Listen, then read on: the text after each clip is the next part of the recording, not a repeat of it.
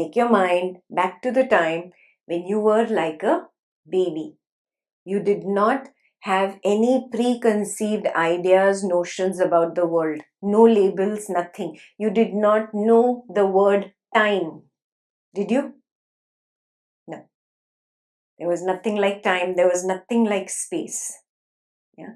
Whenever there was some growling in the stomach, cried, mummy gave milk or food, whatever you had, it was feeding time. You did not know it is feeding time. Mama's mind said it is feeding time. When stomach was full, it was playtime. You were just playing in your little cradle. You did not know there's a difference between playtime and feeding time. But what mummy called it, the distance between two events is time. Are you seeing the perspective? Yeah. As the little baby, I do not see time. Time is nothing but the distance between two events. Playtime and feeding time is what mummy calls it. Yeah. You take the example of yesterday's meal and this morning's breakfast. Between these two events, you call it time, correct? Yeah. And this is a construct of the mind. As the baby, I did not know time. I had no idea what is time. So time is a construct. How is it constructed? Oh, from this event to this event. There is, let me fill it up with a linear line. Yeah. And that is what I call time. There's nothing but two thoughts here. The distance between two thoughts is time. Yeah. Just a simple construct. Can I ever step out of the present, of this now, go to the past event and verify it in my experience that yes, that was the past? You will say, yes, memory. Think again. Where is memory happening? Now. Memory happens in the now. So memory is not proof enough that really dinner was in the past. Do you see what I'm saying? I do not have direct experiential proof of the past or of the future. I cannot step out of the now and go to the past or go to the future. In direct experience, I only know the now, N-O-W, the now. Yeah. And really look at it from the baby's perspective, it is an eternal now. Every moment, it is only now. Again, it is just now. Again, it is just now. There is no outside of the now. Not in my experience, not in my field, my witnessing field, not in my field of awareness. I do not have proof of a past or a future. Concepts, ideas, constructs, labels, conditionings. That is what is past or future. Yeah. Let's assume we meet every day in one place where we sit and meditate together, where we discuss the knowledge.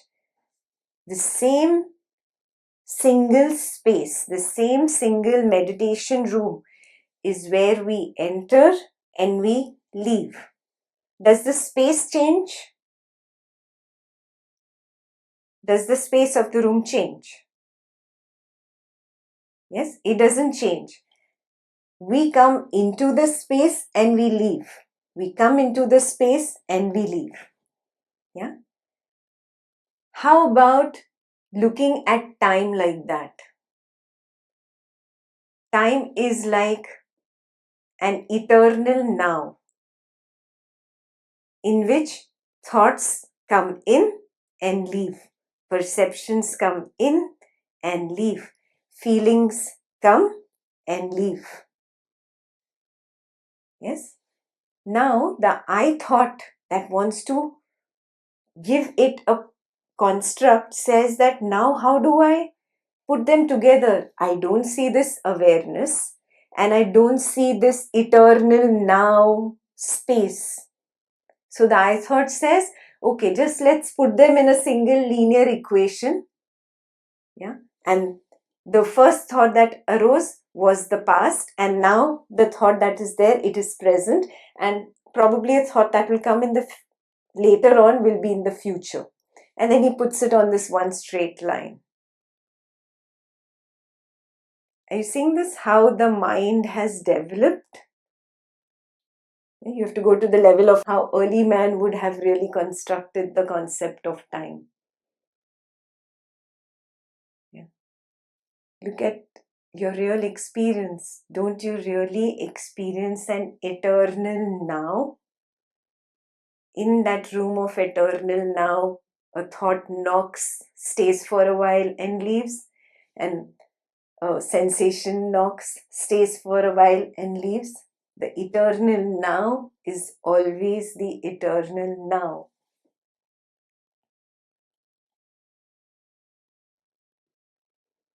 Yes.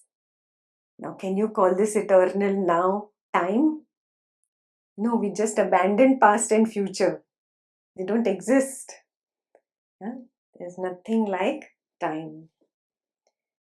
It's very simple. All you have to do is drop your conditioning. Any answer that you want from the point of view of Advaita. How do you get to that answer? You drop conditioning. Go back to the baby mind. Does the baby mind perceive it in direct experience?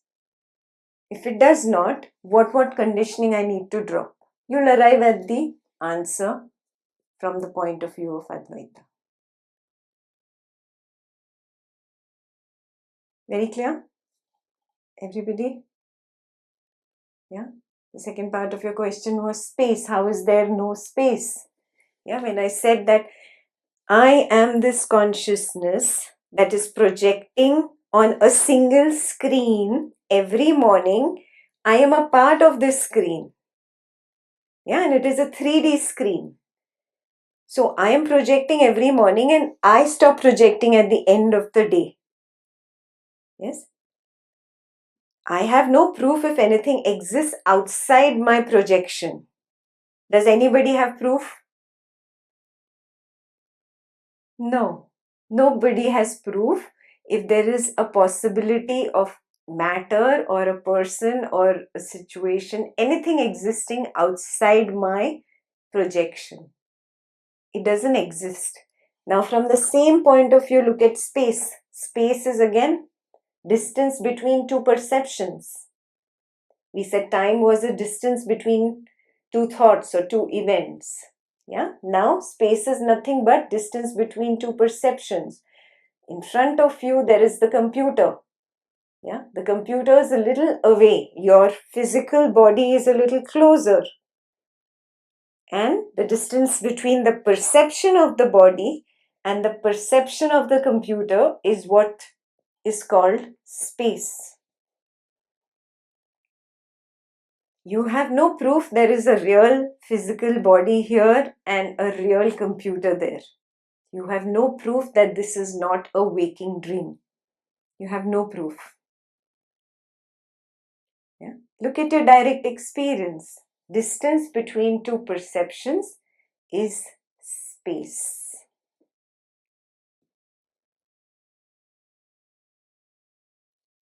Is this very clear? Take your stand as the awareness. All this becomes very, very clear. Yeah. This physical body is just an image on that one single screen that I am lighting up and projecting every morning. That computer, the camera, the people, the room, the walls, everything is a projection.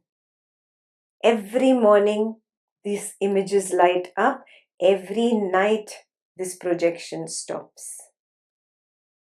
Between 2, 3 perceptions, 4 perceptions, 10 perceptions that I have of this room, I have assumed space.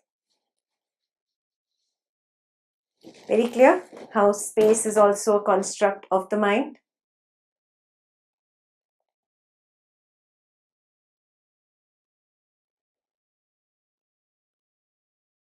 Yeah. So I do not have any proof whether time or space really exist outside my field of projection.